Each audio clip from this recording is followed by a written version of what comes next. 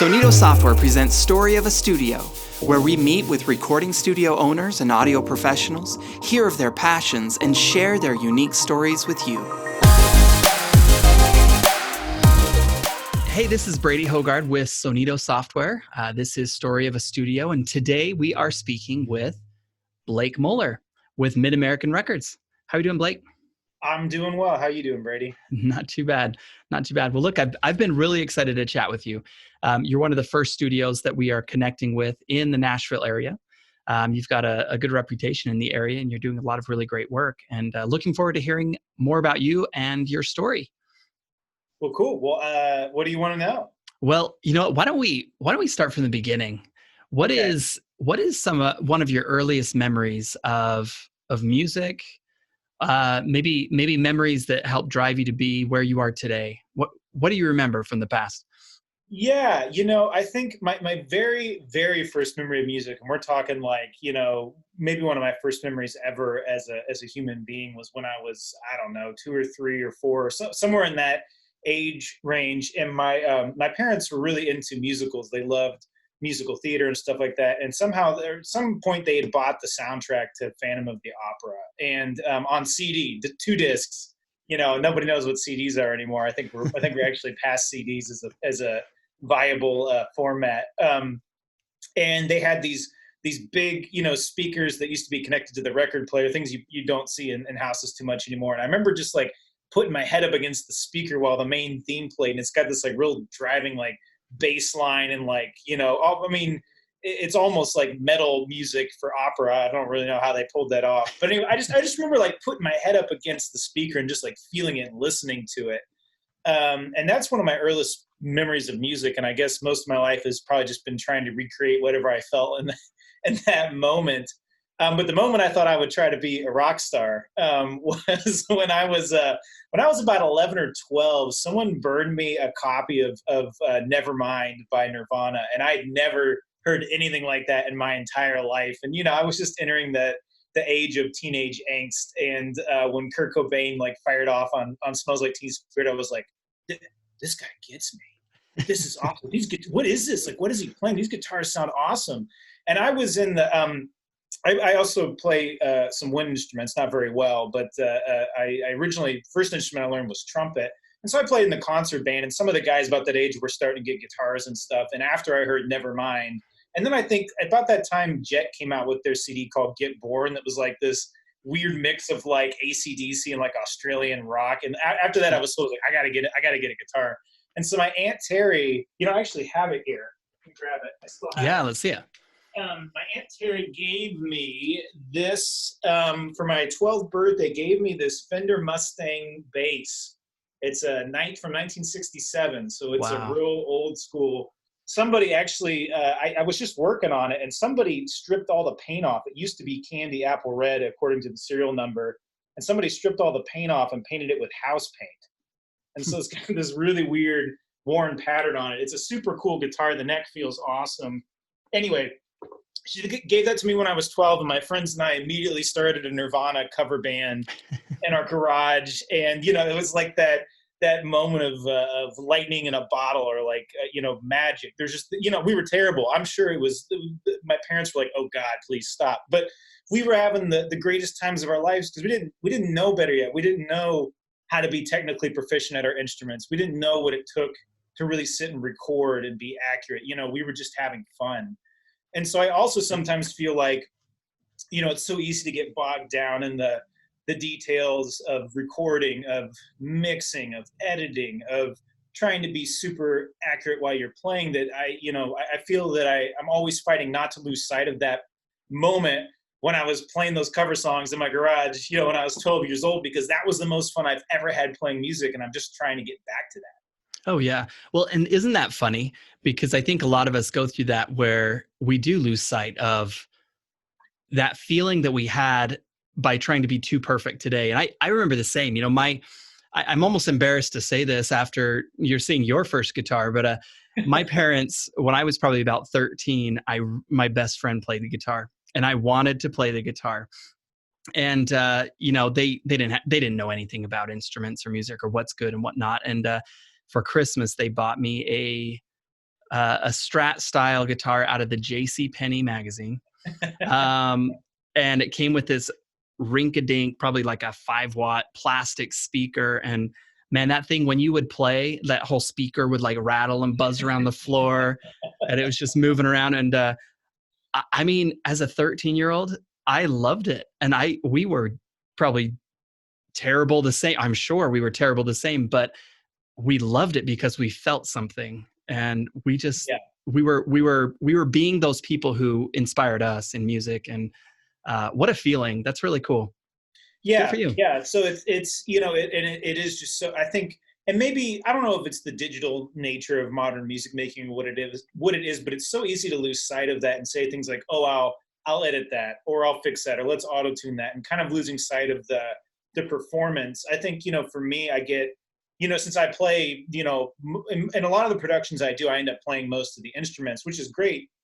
But at the same time, I got into this because I like being in a band originally. Yeah. That's what originally drew me to all of this. So, I'm sure it's a question you're going to ask, but in terms of hopes and dreams for the studio, I mean, someday I would love to get to the point where we're tracking full bands live. There's some kind, no matter what genre of music you're making, there's some kind of energy that gets captured when you do that. And the couple of times I've had the experience of doing that, either playing in the band or working one of those sessions, is that to me is like the moment where you're like, oh yeah, this is why I do this. I love Yeah. this, Yeah, that's interesting. We'll definitely talk more about some of that here in a little bit. I'd love to hear how you kind of bridge the gap. I mean, you're obviously running a studio today, a very professional studio in Nashville. You're doing very well for yourself and staying very busy. But we left off as a musician about, starting to get into that. How did that transition and evolve from musician into wanting to become, an engineer and a producer? Yeah, it's going to be a long story. I'll try to keep it as short as I can. I think the short story is that this is always what I was supposed to be doing. I just didn't know it yet until about 2 years ago when I got really serious about it. I don't know how many bands I've been in. I've been in a lot of bands, and each one was like, this is the band. This is the one that's going to take me there. You know how it is. And none of them did. The last one got really close, though, and that's sort of how I ended up here. But so my wife and I have been even before we were married and even before we were dating, have been in bands together for a long time. We met in college, and we were in sort of this indie rock, like folk band in college. And then that ran its course. Then we moved to Atlanta, and we did this sort of like country folk acoustic duo thing for a couple of years, and that was really fun. And then we decided that it was time. And I grew up in Indiana, so we met at Ball State University, which is loosely where Parks and Recreation is based on. So for reference, right. It's a very accurate show. So moved to Atlanta, spent some time there, and then eventually it just we decided like, hey, if we really want to take our artist career seriously, our songwriting artist career seriously, we need to probably move to Nashville, because Nashville is where it's at. We were interested in doing country music. And right before we left for Nashville, we played the show with this other, and we got married right between we moved to Atlanta and Nashville, which is kind of important. So, well, it's kind of important to the story. It's also important to my life story, of course. Sure. So we got married, right between moving to Atlanta to Nashville. But right before we left and right before we got married, we opened a show for this other married couple named Laughlin, who were doing like a really cool Nashville country thing. And they had this great band, and it was really exciting. And they were just like the nicest people. And, we got their numbers. It's kind of the Nashville way of doing things. Like, maybe we'll write together sometime, not knowing the future we were eventually going to have together. So once Suzanne and I got married and moved to Nashville, they came over for a ride.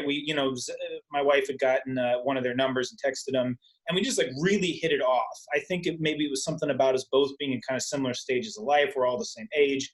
I think being married and trying to do music together is a unique experience, even more unique than just trying to do music in general. Yeah. And we just started singing together because they had, my wife and I had been in choir, in high school and in college, and we'd been singing harmonies together, and they were in the same boat.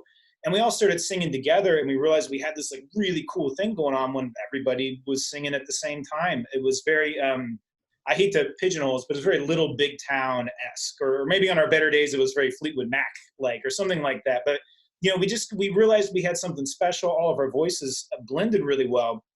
So after, you know, some debating and talking about it, we kind of quit our current projects and started that one. It's called Rebel Union, which we thought was a little bit of a joke because Suzanne and I were from the north and they were from Georgia, so the Rebel Union, I guess. And so, you know, we just started making music, and it took off really fast. People were really into it.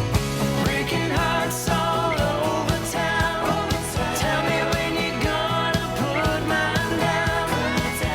Trying to keep things undercover, but I discovered you're giving me the run. Breaking hearts, baby. Giving me the run. I think that the harmonies were there, and that was a really cool element. It created a lot of tension. I think there was some nice, visually it was very appealing, I think, because it was four of us in the front, and like, you know, my wife is the stylist, and she would like dress us, and like, you know, and I was the music nerd, so I was like making sure that like everybody's guitars were tuned and everything, and it was a cool show, and it grew really quickly, to the point where we were playing like, maybe, I think at our height, we were playing like 6-7 shows a month, touring, like, you know, going out on the weekends and stuff like that. And we still had day jobs, so it was kind of difficult to balance all of that. And, you know, we had the full experience. Like, you know, we played sold out shows. Like, people learned our lyrics and sang them back to us. We had a manager. We got screwed by our manager. We got all the way to a major label meeting, and they said no. You know, so I feel like we played the Bluebird, you know, super iconic Nashville venue. That was really cool. You know, I would say, as someone who spent his whole life trying to be a rock star, I got to check off a lot of the bucket list items through that experience and through that band. I'm very, very thankful for that. Yeah. But when all was said and done and it kind of ran its course, you know, we all kind of felt like maybe we wanted, and so we did that for about 4 years. And it, you know, for, like I said, we got that major label meeting, didn't pan out, you know, for multiple reasons. And after a while, just kind of lost some momentum and some direction. And I got really tired of touring. You know, I thought that's what I wanted to do, but I found out that touring is like, I thought it was going to be about playing music, but it really turns out it's like about riding around, you know, for 20 hours in a weekend, trying not to kill each other, and then playing 30 minutes of music and loading up and driving home. And like, that just wasn't, I found that the time I enjoyed the most was in the studio. And we were really lucky. We had this amazing producer that worked on all of our music named Dan Hannon, who's based out of Atlanta. And Dan became a little bit of a mentor. He became a mentor to us, but he became a mentor to me in terms of production and in terms of engineering and things like that. And whenever we were in the studio with him, I just was soaking it up. I was eating it up. That was my favorite time of anything we did as artists, was the time we spent in the studio. And, you know, I play a lot of instruments, and I had been producing all along ever since college, really, when I started like recording my music. I just didn't realize it. I didn't know it was called that. I didn't know that that's what I was doing when I played all the instruments and mixed it all together. I thought I was just making music. I didn't realize it was kind of a career choice. And I also didn't realize how much I enjoyed doing it for other people as opposed to doing it for myself, that I found it really fulfilling and satisfying to produce other artists, other songwriters' music and help them through that process. And I'm really passionate about artist development. That's maybe just as passionate about that as I am about the actual act of producing and engineering and mixing. And so it was a really natural transition for me, because when the band ended, we had tons of friends who knew that I was interested in doing that. And they all kind of said, well, hey, like, we heard what you were doing for your band at the end. Like, would you do that for me? Like, are you interested in doing that? You know, would you produce my stuff? Would you write with me? Things like that. And that's really how that transition happened. It was super natural, and man, I haven't looked back. It's, you know, it's financially been really great. I mean, you know, I know it's not cool to talk about money in the music industry, but it is called the music industry, and it is part of what we do. You got to keep the lights on and keep the water running. And so that has been a change, because anything I'd done in the music industry up to this point was I invested my own money in it. Basically, like, I think Rebel Union's best tour, we broke even, and we were so excited about that. We're like, oh my God, we broke even. You know, so which is really, I mean, a pretty big feat for like an unsigned, you know, band with no investor or anything like that. Anyway, so that's been really great. I love the diversity. I work with songwriters and artists from all over the world now. So I really like hopping between all the different people that I work with. My genres aren't too wide. Like, I'm really, really locked into singer-songwriter stuff to country stuff, both what I would call traditional and modern, kind of the pop country thing. You wouldn't want me producing your metal record or like doing EDM or something like that. So, that I'm pretty honed in on. But in terms of the clientele, there's a wide range of people I work with, which is why I ended up seeking out Sonido in the first place, was because I just couldn't manage it all when it got really, really busy. I didn't have like one place to put everything. And I knew it could be better. And I knew I was when I originally talked to you, I told you I felt like I was wasting an hour every night just like trying to answer emails. I remember what the hell I was doing from the previous day. And thankfully, I don't have that issue anymore. So that's good. No, that's great. That's really good to hear.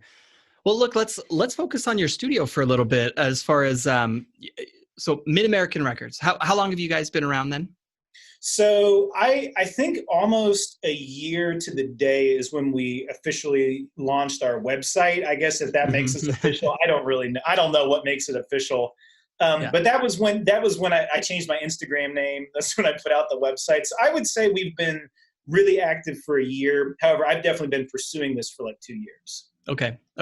So and the name, yeah, it's still new, but it's going well for you. Tell us about the name, MidAmerican Records. Where did that come from? Well, I've always felt this weird kinship to the Midwest since I grew up from there. And there's this really great rock and roll band from Indiana that's long defunct. They broke up years ago, called the Elms. And really great, like rock and roll, some country elements. And I just always loved it because they were singing about me. Like, these guys are from Indiana.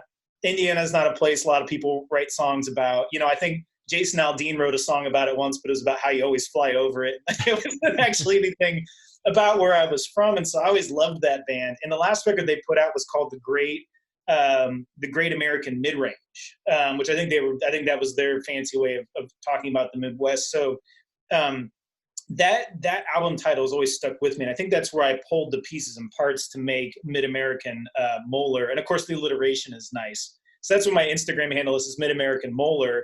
And then I realized that MidAmerican Records had a really good ring to it. And I think, branding is what it is. I mean, I think branding is really a lot more about your interactions with people than it is what your logo looks like. However, I'd like to think that it symbolizes that my roots are always going to be in the Midwest, that my roots are always going to be in kind of that working man, blue collar music, country music, singer songwriter music. And that's what I'm here to do. Yeah. No, that makes a lot of sense. Yeah, you did. Yeah. And that's fantastic. It's really nice to kind of hear that story about how you came about and how you got into the industry from this perspective. So as far as services that you're offering today, you're obviously doing, production, producing and recording clients. Tell us a little bit about what you do. Are you still doing some of the artist development, artist management, or what do you offer today? I think you're going to say you're still doing the artist thing. And I was like, no, No. like I almost, by the end of it, I almost developed a little bit of a nervous anxiety about performing live. I mean, we already kind of talked about this, but I could play, this is why the road and touring was not a good place for me. Cause I could play 1,000 notes right in a show. But if I was supposed to play 1,001, I was immediately unhappy with the show. I'm like, I'm the worst guitar player that's ever lived. I missed that one note in the middle of the solo and this song, and everyone would be like, what are you talking about? I didn't even notice that. And so, but used in the right way, that attention to detail does become a strength in the studio. But that's why I just like spending the time in the studio to basically get it right, whatever that ends up meaning, whether it is some editing, whether it is let's do another take, whether it's let's come back tomorrow and get it right. So I think, oh shoot, I had a decent point with all this. Oh, so that's why, playing live, like, if somebody asks me to do it, I will do it on occasion for friends or something like that. Like I think one of the last times I played live was actually, might have been a year ago. A friend did a CD release show and asked me to play some pedal steel with him live. And I will come out and do that, but it's got to be for fun. It's got to be because like I really like you and I want to do it. But as for my own like artist career, like I don't know. It just doesn't interest me that much anymore. But in terms of like artist development, I mean, this is probably going to end up careening more into a discussion about what the role of a producer is in an artist's career. And I think that it's probably merging and changing some. I think it's changed a lot in the last 20, 25 years, since basically anybody with a MacBook can be a producer now, which is great. I think that's awesome. I don't know how I ever would have gotten into this before, because the cost to entry was so high. You pretty much had to go to school with it, or you had to know somebody, I couldn't use a big console. I'll be the first to admit it. If you stuck me in front of a console, I would need a day probably to figure out how to use all that. I mean, I have some analog outboard gear and a patch base, so I get the general concept of it, but I've never actually used like a full-size console. I've only ever used digital workstations.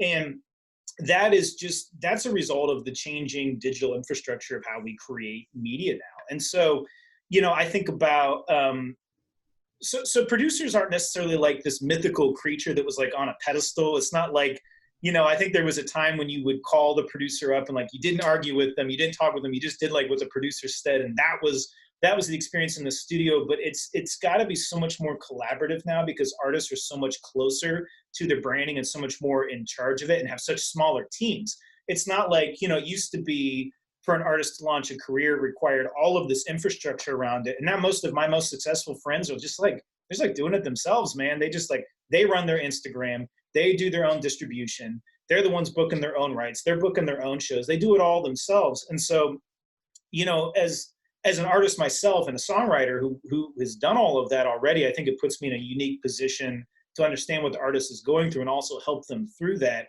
If I could look back on what I think Rebel Union's kind of fatal flaw was that we didn't release enough music. We had a freaking awesome Instagram. We were touring all the time. The live show was rocking. It was awesome. People loved it, but there wasn't enough. At the end of the day, it doesn't matter how fancy all of that stuff is. Your music is still the foundation that everything is based upon. You can't it's the anchor. Yeah, you can't trick the consumer. you can't trick the listeners, man. You have to have amazing music, and it has to be authentic and genuine. And that's where I think that I help artists the most, is by asking them those questions and trying to steer them in that direction, where it's like, okay, like, you came to me with this song, you say you think it can be a hit, but is it authentic to like you? Do you genuinely like it? What is, if you had to go and sing this on stage every night for the next 20 years, would it still mean something to you at the end of those 20 years? Or are you just trying to cash in on something you think is going to be a hit? Because it just doesn't work that way. Even non-educated music listeners, and what I mean is not educated about how music works, their subconscious is still really active during the listening process. And they can tell when you're phoning it in. They can tell when something is not genuine or something's not authentic. And in lyrically driven music, which is primarily what I focus on, like, that stuff gets obvious really fast, and listeners will just pass over it if they don't believe it. If you don't believe it, they can tell that right away. So, and that is, to me, a big part of production. Yeah, of course we're going to make the track sound good. Like, of course we're going to have a ripping guitar solo if it needs a guitar solo. And we'll make the drums sound like we'll do all that. I'm never that worried about how great the track is going to sound.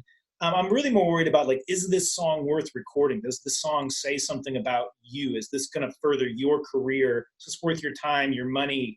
Is this worth your Instagram followers' attention span? Is this worth, if you post this on Snapchat, are people going to be like turned off by it? Like, these are really important things you got to consider as a modern artist. And so that's when I think about artist development, that's what I'm thinking about. Did I answer your question? I feel like it does. It definitely does. And it gets me thinking a little bit more about, maybe the way that you differentiate yourself in your studio from others in Nashville. So, I mean, with your background in music, there's a lot of people in Nashville with the background in music, but you've had an incredible experience as an artist. And as well as just the artist development side and the management side that you're talking about now. Do you feel that your experience helps contribute as a differentiator with your own studio in working with your own clients, or are there other ways that you're differentiating yourself in such a saturated market? Oh yeah, definitely. I mean, I feel that is really what I primarily focus on because, I I'd like to think I'm competent at mixing. I'd like to think I'm competent at the instruments I play. I'd like to think I'm competent at arranging. But where I really think that I mean, where I think I have the most to offer my clients and where it seems like I have with the relationships I've developed, it's on that front end more than anything else. It's like how are we going to make the song say something about you? And then after that, the track usually just kind of takes care of itself. That's really what I find. If we do a good job in the front end, then the track always just kind of works itself out and it's easy to follow and it's easy to see where it goes. And I do think, I mean, in terms of, hang on, let me turn off, this is one of my clients right now, but they're just going to have to wait for a second. um, I do think it's a plus that I can play every instrument. Like I said before, I know just enough to be dangerous. Like, am I the world's greatest pedal steel player? No, but I know like the 10 or 15 tricks you need to get by in in the recording studio. Am I the greatest guitar player? Like, no, but I know enough that I can make the recording sound really good. And if we need somebody better, like, we'll call them in. But yeah. I think the plus side is that because I can play all of the instruments, I just know how they fit together because I've had time on stage, time in the studio playing each of them individually. There was a stint in high school where I played drums for a long time. So I don't have a kit in the studio now. So I have to program a lot of drums, or I have some friends that will record drums, in their studios or things like that. So I think those are probably the two things I got going for me. One is that, as I was a songwriter and artist first, and I think I still see myself in the people that I'm working with. I see them wanting to make the same mistakes that I made. And I know experience is the best teacher, so there's only so much I can help them, but I want to help them through that. I want to try to show them the things that I learned. And maybe so even if they still have to make the mistake, it's not as hard or it's not as expensive or things like that. And then once after that point, then it's that, because I know how all the instruments work together, either I play and we bring somebody else in that plays them, but I have a strong vision for how all the puzzle pieces are going to fit together. Yeah. Yeah. I like that. And being in Nashville, I'm sure there's a lot of opportunity there. Oh man. What has your experience been in Nashville? I mean, is it as a community, do you feel like you have a lot of support, or is it more cutthroat? I mean, tell me about your experience in Nashville in the industry. My experience in Nashville is that because this is kind of it always has been. I think it's the heart of the music community here is that it's sort of a working man's town still. I remember talking with a producer from LA one time who had moved here, and he was just like blown away that after the guitar player comes in to play a track on a song that he or she would leave. He's like, they don't just like hang out in the studio for the rest of the day. And I was like, no, man, they got other sessions. They're gonna go down the street and they're gonna play another freaking awesome guitar solo, and then they're gonna go down this and do it again. And that's the mindset of this town. It's not at least in my experience has been, is that people here are really, really talented. They're really, really accurate, and they work fast. And that's kind of the vibe of the town. And I find it's also very collaborative and supportive. I mean, I'm sure there are people here that suck, but thankfully I haven't run into too many of them. Nashville has really got into this idea where you kind of get your gang together, if you will. You get your group of collaborators together, and some people are songwriters, some people are artists. Maybe there's some producers in the mix. There's some other industry professionals in the mix, and that everybody kind of takes steps up together. Yeah. And, when we were in the band, we had a really good little, maybe family's a better word. We had a really good little family like that. We were all working together and things were going well. And, the family has dissipated just a little bit. And I think I'm kind of looking for another one now that, that I've shifted from artist to producer, although I still work with a lot of those family members, and I'm very glad to. I love helping, friends and working with friends. That's half the fun in this, right? Is working with people you like working with. So because of that mindset, I do think it makes the town even more collaborative than just probably what most people feel like, coming here, with the mindset of people coming here anyway. So my experience in Nashville has been ultra positive. Oh, one other thing. So the first two things are about the community. Number three would be that because this town is oversaturated, it's not competitive in a cutthroat way, or at least that I haven't experienced, but it does have the tendency to really focus you. like laser focus you on what you were good at. That's how I ended up doing producing. If I had never come here, I probably would still be trying to be an artist and wondering why I'm not happy or why it's not fulfilling. You know, coming here really taught me like, hey, like get a niche, like figure out what you're really good at and then just do that, because you got to figure out how you're going to bring the most value to the people in your network, in your little Nashville family, you know, to your clients. And that's how I got here. Yeah, that's great advice. I think a lot of, I mean, there's certain studios that have definitely niched down and they figured out where they fit and how they can best serve their customers, and others that try to take all of it on. And, it's hit or miss. So I think that's really great advice really find that niche and find your family. Where are you most comfortable, and really serve them the best you can. It's really Yeah. great advice. Yeah, serve is a great word. I mean, that's just pretty much how I view everything, you know, that I do in music as service, is giving back. I mean, obviously, like, you know, there's a transactional component to it because, again, you got to keep the lights on and keep the water running and Yeah. and beer in the fridge. But if you really view it from that perspective, which is, you know, what can I do to make this person's career better? Everything just kind of falls into place and takes care of itself. It's all about service at the end of the day. Yeah, that makes sense. And I think that's true in life anyway, right? I mean, as we have an outward focus, I think we tend to kind of shine a little stronger, and people pick up on that, and they recognize that you're really focusing on them. And I think you have a better experience. Well, not to turn this too negative, but I am curious. In the past 2 years, as you've been launching your studio and I mean, really building this out, what's been the biggest challenge for you? Oh man. Okay. Well, so let's do two parts to that. I'll try to be as brief as I can. I think my first biggest fear, let's start there. My first biggest fear was that when I did this all the time, I was going to get burned out. I was afraid, like, man, if I'm producing, I mean, I pretty much work 24/7. I was afraid, like, if I'm producing, am I going to get burned out? Do I really want to focus on this the rest of my life? And you know, life is long. Maybe in 10 years I'll be doing something different. I don't know. But right now, this is what I want to be doing. This is the dream. And I was legitimately worried about that, because I kind of felt like I ruined the artist thing for myself by going out and pursuing it, even though I thought it was this beautiful, wonderful thing that I wanted. Mm-hmm. And so I was like, man, like, you like working in the studio, you like producing. Like, what if you ruin that for yourself? Like, you know, what if you ruin music?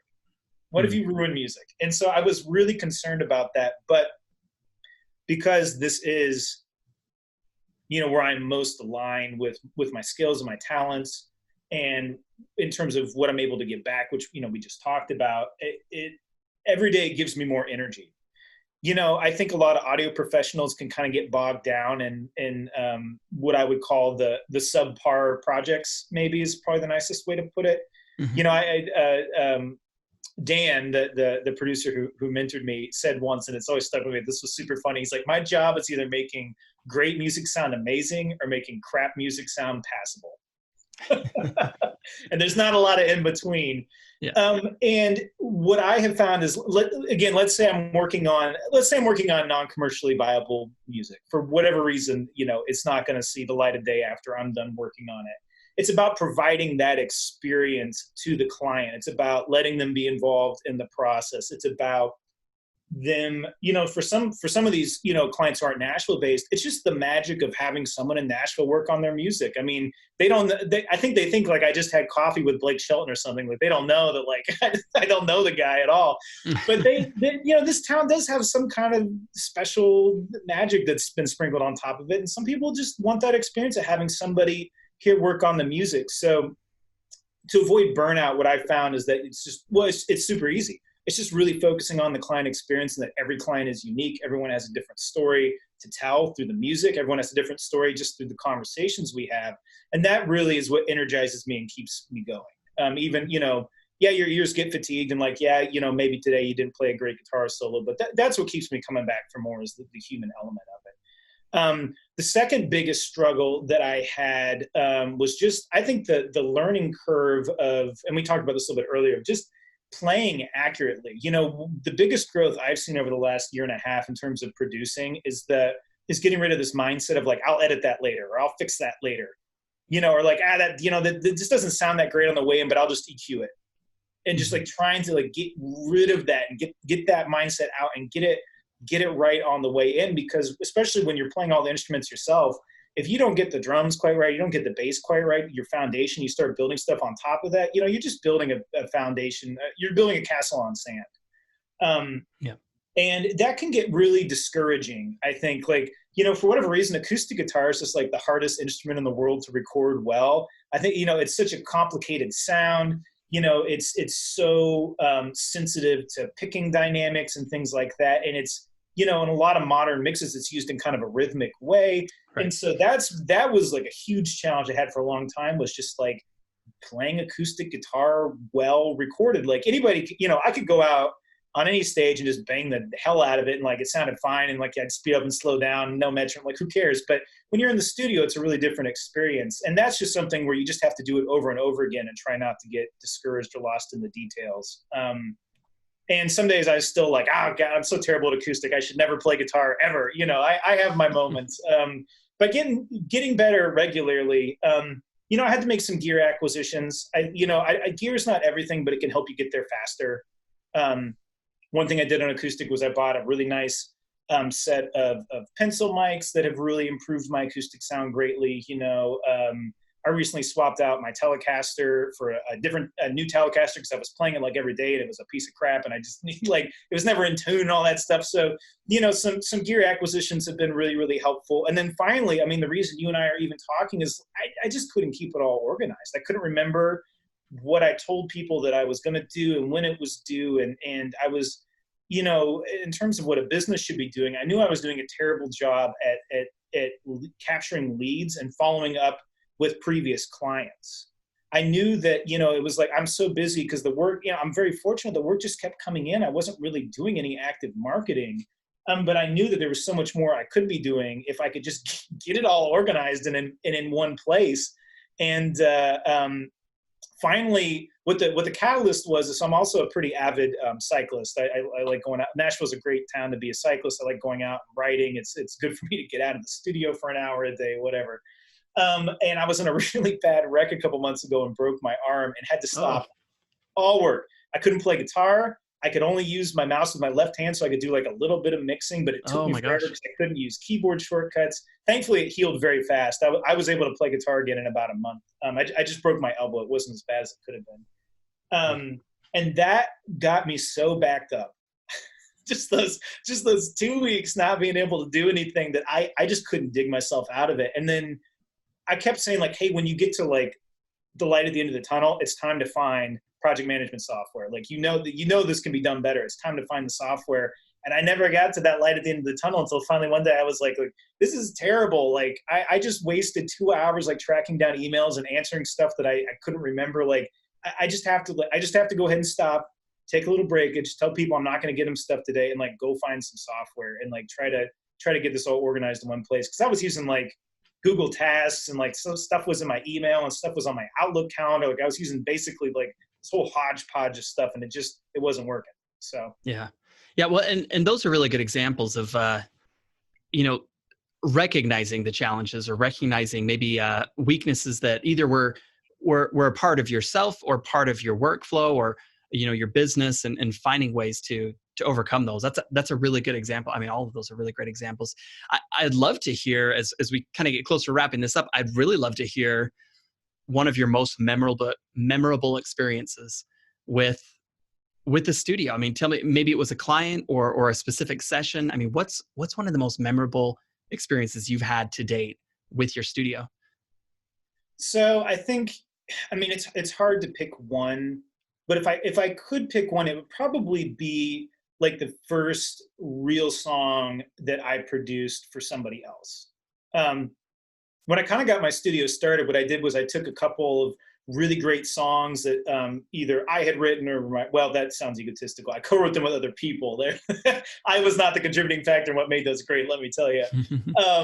So, it was like a song that my wife had written a couple of years ago that I always thought was just awesome. It was a song that Rebel Union had just written before, we decided to disband and go our separate ways. By the way, we're still like really great friends. Like they just had a baby, and we see them all the time. We actually both moved to the same parts of town, so we live like 5 minutes away. It's a really great story. Like, it's not like the Eagles, where it was like, when hell freezes over, we'll see each other again. Like Yeah. we're still really great friends. And actually, they both come and do demo work for me. They'll sing on demos, which is really exciting. Oh, wow. Mm-hmm. Anyway, sorry. So back to what I was talking about, which I'm sure I'll remember in a second. Oh, the most memorable moment. So one of the very first clients I picked up was this guy from Australia who was a lyric writer, but not a songwriter. And so he just sends me lyrics and I write the music to it. And then, every once in a while I'll sing one of them, but usually, if the budget's there, I'm a lot more interested in hearing somebody else sing it, who's a better singer. And so Zach from the band I was in came to sing the demo, and the song just like really, the lyrics were really special, and I spent a lot of time focused on writing the music and the melody. And when the production finally all came together, I could tell we had something special. And I sent it back to the client, and he's on a different time zone, so I had to wait. And there's nothing like, as a producer, if you really care about your clients, that or mix engineer or mastering engineer, nothing is worse than that waiting moment where you're like, I think I crushed this, but I don't know, because all that really matters is if the client thinks I crushed this. And now I'm not getting a response. So I sent it to him. I didn't hear from him from 24 days. And he wrote back, and he was just over the moon with how it turned out. He was so excited about how it turned out. And, he wrote some really nice things about it. He was so glad that he had chosen my studio to work with. And the song has actually had some legs after that. He entered it in an Australian songwriting contest where it's gotten through a couple rounds, which is really cool. I don't know a lot about the contest, but I'm glad. I'm just glad other people like it. One of his friends used it at unfortunately, his friend's mother had passed away, and they played it at her funeral, which was really, we do this music at the end of the day because I'm still the kid with his head up against the speaker listening to the Phantom of the Opera, playing Nirvana songs in my garage, right? Because we want to feel something, we want to feel some connection. So when I found out that they played the song at that funeral, it was a really powerful moment, because like, what an intimate, vulnerable setting for any human to be in. And they chose a song that I worked on to be there, to be a part of that experience is, that's why I do it. That's why I do it, because it hits somebody hard enough that they wanted to use it in that setting. And that's really special. Yeah, that's powerful. That's very powerful. And what a cool experience. So, I mean, you've got such great experience. I mean, leading up to where you are today with MidAmerican Records. And, we wish you the very, very best in all that you do. I think my last question I'd have for you really is, for all of those out there that want to get into audio production, they want to get into the music industry and really have success doing what you're fortunate enough to do every day, what would you tell them? What suggestions would you have to somebody who wants to get into the industry? The simplest way to put it would be that the only way to learn is by diving in, and whatever that means to you. If that means you need to, start writing music every day and trying to record it and see how it sounds, and if you aren't happy with it, do it again. Whether that means, you need to go find an open mic and play every night, whether that means you need to move to Nashville, you need to move to LA, you need to move to New York, you need to move to just the major metropolitan area within your state, so you can start meeting and networking, connecting with other people. The greatest lessons I have learned have never been in a vacuum. They've always been through other industry folks. I talk about Dan, who I was lucky enough to mentor. I talk about the band that I was in, we learned so much together. I learned so much from them. If I had just sat in my basement and worked on my own stuff, which might be fine, if you're a hobbyist, if that's what you want to do, but if you really want to do this professionally, you do it through other people, whether that's learning, whether that's creating that family we talked about, whether that's growing your network, things like that. And, at the end of the day, music is about expression and it is about inspiration, but it's kind of also about just getting to work. I am certainly not the most talented songwriter, the most talented singer, the most talented artist, the most talented producer. I'm none of those things, but I do feel like I've gotten here because I just get up every day and I just go at it until, I feel like I've put in my absolute best effort, and then I just get up the next day and do it again. And that's not always easy. And that's not, always fast. Sometimes it takes a whole lot of time. I think about, this is still, even though music is inspiration, it's still a craft. And, the great chair maker still has to make 1,000 chairs before he's made the perfect chair. And, every time I produce, whether the song is better than the last one or not, I get better at producing just because I'm doing it one more time. It's like the 10,000 hours to proficiency theory. So, that'd be my advice, is just jump in and meet as many people as you can and get to work. That's great. That's great advice. Yeah. I admire your attitude. I admire your optimism and everything that you become. It's incredible to see your studio, get to know your studio and see the growth. And we wish you, again, the very best in Nashville and all the growth and new opportunities into the future. Right. So good. Well, thank you so much for your time today. Really appreciate it. Looking forward to seeing more coming out of your studio in the future. Yeah. Thanks for talking, Brady. I really enjoyed the conversation today. You bet.